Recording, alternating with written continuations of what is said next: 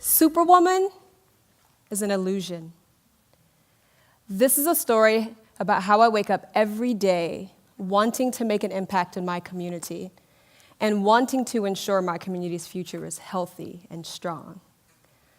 As a mother of 4, small business owner, educator, and elected official, I'm often accused of possessing superpowers or of having it all. But Superwoman does not come close to explaining this journey. This journey is rooted in togetherness, support, sharing, and recognizing whatever I am capable of is imperfect, yet great enough to make a positive impact in my community. And I believe the same is true for you. My community is one of my most treasured assets, and here's why. The first half of my life was consumed by instability.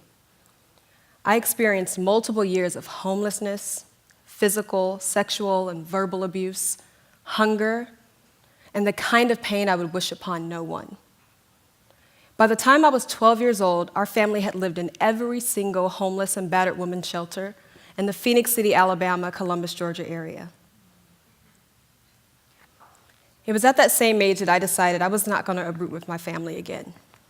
Instead, I stayed alone in a shelter in Alabama until my mother found more stable housing. At 15, my brothers and I were entrenched in the Alabama foster care system. At 16, that same system found my father and awarded him custody of my brothers and me. At 17, I was a mother.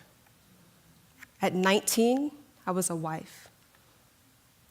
Only 2 out of 10 teen fathers marry their child's mother. And fewer than 50% of teen moms who are pregnant by the age of 18 will earn a high school diploma. Fewer than 3% will earn a college degree by the age of 30. Often when I'm asked how I survived such an unfortunate childhood, I think about a national public radio session I once listened to where the guest spoke about running away from her past into the arms of a young partner, bonded by marriage. The father of my child became my husband, and as a young mom and wife, the military planted our family in the Pacific Northwest just over 16 years ago.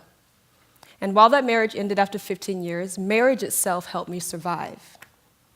Marriage allowed me to emancipate from foster care. It allowed me to flee the parts of this country and the parts of my memories where the hurt seemed to be magnified by 1,000. But like that NPR guest, I was simply running away. The real key to my survival then and now has been my community. I'm not sure how familiar you are with play family, but I was a play daughter of many individuals who would pass along a new handbag, invite me to family outings and family dinner, hot comb my hair, invite me to sleepovers with young girls and their family, make sure I had transportation to and from track and basketball practice, or simply remind me of my value as a young woman. Anyone in here who has experience as a foster youth or foster parent probably knows these daunting statistics. 1 in 5 foster youth will become homeless after the age of 18. Fewer than 3% of foster youth earn a college degree. And 71% of young women in foster care become pregnant by the age of 21. So the odds were stacked against me. That is real. But I'm so grateful for the individuals, just like you, who exist in our community and have stepped up to be game changers in the lives of young children who were broken and neglected like me. I'm grateful for my foster family, the Williams family and the Ingersoll family, who provided me with stability, support, a deepened faith, a family, my own bedroom, and a place to call home. This is my family, my beautiful family. Now, I recognize that is a lot of background information, but it's important that you understand. Statistically, I should not be here. I should not have graduated high school on time at 18. Started college that fall, completed my undergraduate degree in 2006, graduate degree in 2007, landed my first full-time job 1 month after grad school, ran and won my first political campaign at the age of 33, and stand here at the age of 35 to share my story with all of you. It just should not have happened. Thank you.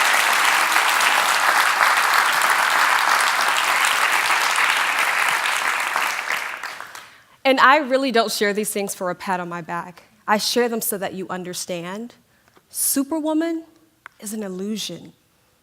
None of what I have achieved or overcame can be attributed to superpowers. Instead, I've relied on these 3 things. Strategy. Gotta have a strategy.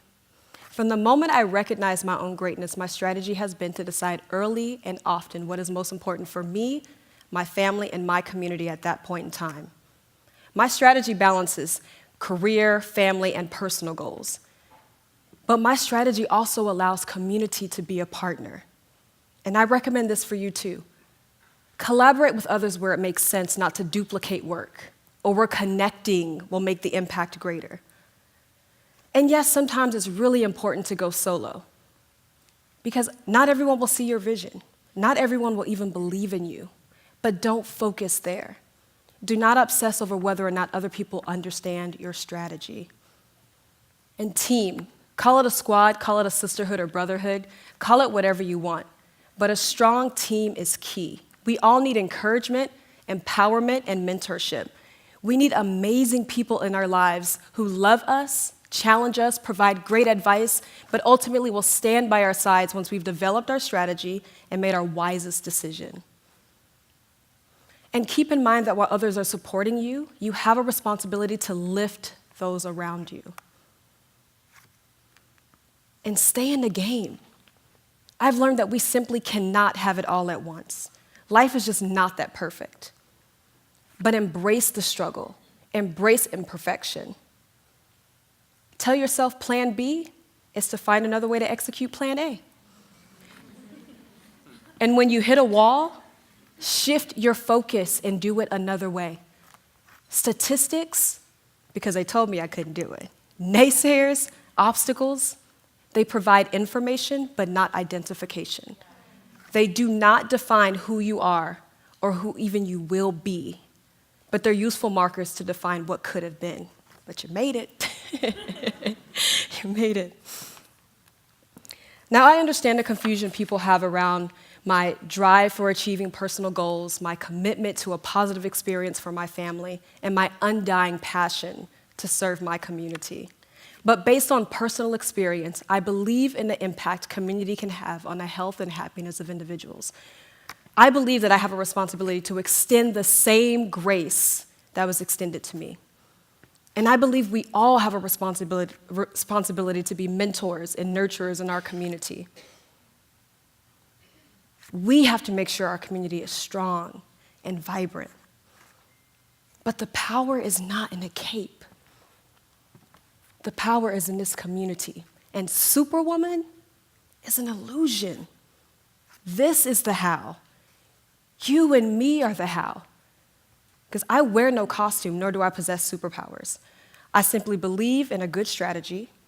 I believe in the power of team, and I know that success requires staying in the game.